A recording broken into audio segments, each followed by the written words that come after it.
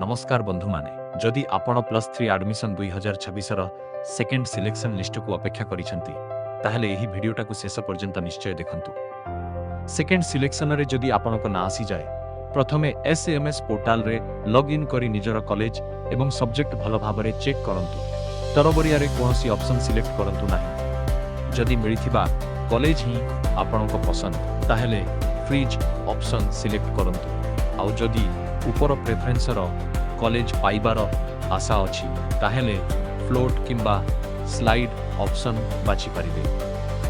एहा परे निर्धारित समय भितरे एडमिशन फी पेमेंट करंतु एवं कॉलेज रे रिपोर्टिंग सह डॉक्यूमेंट वेरिफिकेशन कंप्लीट करंतु। डेडलाइन को केबे भी मिस करंतु नाही नहेले सीट कैंसिल होई पारे। बाकी सेकेंड सिलेक्शन आसीबा परे सबु अपडेट मु सबु थारु प्रथमे एही चैनल रे देई देबी।